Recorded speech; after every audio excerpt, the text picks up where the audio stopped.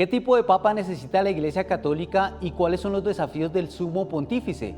¿Cuál será su posición frente a los casos de corrupción, de pederastia, en los conflictos armados y también en el cambio climático? Esto dicen los expertos. Un papa que comprenda profundamente lo que implica evangelizar en un mundo marcado por la violencia, por la contradicción. Un papa cercano a los seres humanos, principalmente a los desvalidos, a los solitarios, a los que tienen grandes inquietudes sobre el sentido de la vida. Un papa que nos ayude, uno, pues a concientizarnos mucho más, a humanizarnos más, a que el mundo entienda que aquí en esta tierra estamos para preservar la vida. Uno de los mayores escándalos es la corrupción, el desvío de las finanzas, y el Papa no debe ser ajeno a estos hechos. En términos financieros, el Vaticano tiene que tener la misma transparencia que cualquier organismo internacional y estar sujeto a las mismas auditorías. El Papa también debe estar en sintonía con el medio ambiente. Es de interés común para toda la humanidad el cuidado del planeta,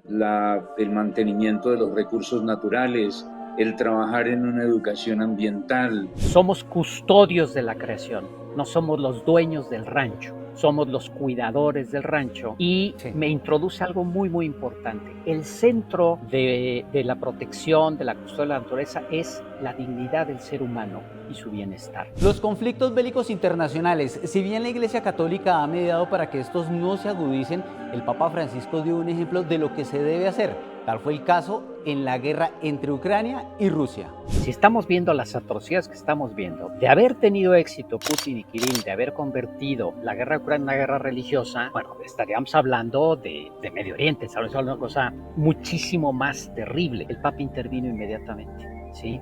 Y evitó, a través del manejo diplomático, a través de declaraciones, algo que no se vio, pero sí se sintió, y evitó que esa guerra se convirtiera en una guerra religiosa. El tema de los migrantes, el desplazamiento forzado y los conflictos internos también deben ser un objetivo del nuevo Papa. Es de mediación, de contribuir a que los ánimos se moderen, de crear como un espíritu de negociación inteligente, de capacidad de renunciar a intereses políticos, militares, económicos, en favor del bien común de la humanidad. Hay una labor silenciosa que hace la Iglesia, y la Iglesia está ahí sufriendo con los que sufren y desplazándose, inclusive acompañando a los desplazados, como se hace en todos estos territorios de conflictos. Especialmente estamos hablando de todos los territorios periféricos. La Iglesia siempre está ahí, aunque el Estado no está. Otro de los escándalos que ha tenido en el ojo del huracán a miles de sacerdotes es la pederastia. ¿Cuál será la posición del Papa frente a todos estos hechos? Por respeto a las víctimas, se maneja con cierta discreción. Reconocemos que hemos fallado, que hemos encubierto, que no hemos sido suficientemente ágiles para los procesos de reivindicación de las víctimas y de castigo de los victimarios, pero digamos,